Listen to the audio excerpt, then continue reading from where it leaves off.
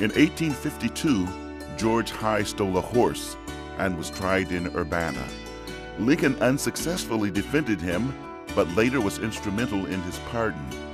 John McKee sold John Matheny bum steers, or more correctly, a sickly cow, and Lincoln helped them settle out of court. Benjamin Burt sued a man named Jennings for $1,000 for loss of his eyesight after Jennings stabbed him in the eye. Lincoln helped Jennings get off with a 5-cent settlement.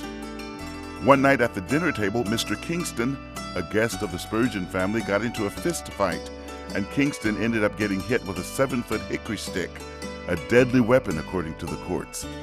Lincoln defended the whole Spurgeon clan, and all but 2 were acquitted. One man was sued for breach of promise by his girlfriend because he got cold feet when it came to getting married. Lincoln convinced the fellow to marry the girl, and then the fellow said, "We are married now. You can do as you please, but you've seen the last of me." Horse thievery and bum steers, assault with knives and sticks, plain old lying and dying without a will. Lincoln was involved in the litigation of these and many other rough and tumble cases in the early days of Champaign County. Abraham Lincoln practiced law in Champaign County for nearly 20 years. In fact, he defended 2 murderers here and lost both cases. Both of the cases involved alcohol, drunkards as they were commonly referred to in his day. Next to slavery, temperance, the movement to ban liquor, was one of the most hotly debated social issues of Lincoln's century.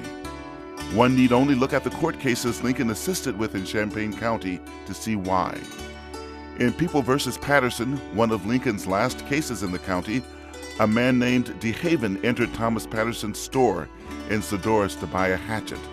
Patterson refused the sale until DeHaven had paid up his tab. DeHaven, drunk, swung a spade at Patterson, and in defense, Patterson threw a 2-pound scale weight at DeHaven and killed him. Lincoln unsuccessfully defended Patterson, but later was able to petition the governor to pardon him so that he might be released from the manslaughter charge. Those who wanted to eradicate such behavior found themselves in strict opposition to those who wanted to profit from the sale of the dark beverages of hell. In one case, involving nearly everyone who mattered in downtown Urbana, Lincoln defended the zealots for temperance.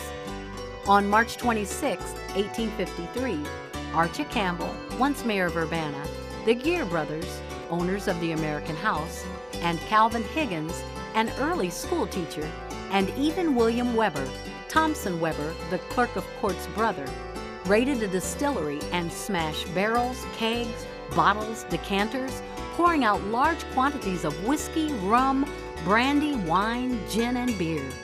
The case was so volatile here at home that the distillers asked for a change of venue to Vermilion County and received it. The distillers sued for $5,000 and didn't receive a penny for their losses. Such was the sentiment against liquor in East Central Illinois. In another strange case, Lincoln represented Father Chiniquy, a Quebecois Roman Catholic priest ministering to the French-speaking Catholics in the Kankakee area. Peter Spink, a parishioner, sued Chiniquy for slander, as he defamed Spink from the pulpit. Too inflammatory for Iroquois County, the venue was changed to Champaign County, but the entire Iroquois County bar still came down to watch. So did enough people to fill all the hotels, and their musicians, parrots, and pet dogs, according to one spectator. After a mistrial because of the death of a juror's child, and then a hung jury, Chiniquy recanted and Spink accepted. Chiniquy paid Lincoln with a check for $50. But that wasn't the end of Chiniquy. He went on to become an ardent opponent of Catholicism, and in his later life claimed a friendship with Lincoln, which included warning him of the Jesuit plot to assassinate the president. There is no evidence to support these bizarre claims. Lincoln's associates in the Chiniquy case were Leonard Swett and Henry Clay Whitney. Whitney, the first resident lawyer in West Urbana, had made an office out of his father's dining room. His father was the first justice of the peace in West Urbana. Swett, who also had an office in West Urbana, although he primarily worked out of Bloomington, ran against Owen Lovejoy and was beaten in the Republican nomination for Congress. Lincoln was distressed and wrote to Whitney about the defeat. "It turned me blind when I heard Sweat was beaten." Whitney helped Lincoln with his campaign against Douglas and kept a complete scrapbook of the debates for Lincoln. Eventually, Whitney benefited. When Lincoln became president, Whitney received several appointments, one as the paymaster to the Army of the Potomac under General McClellan.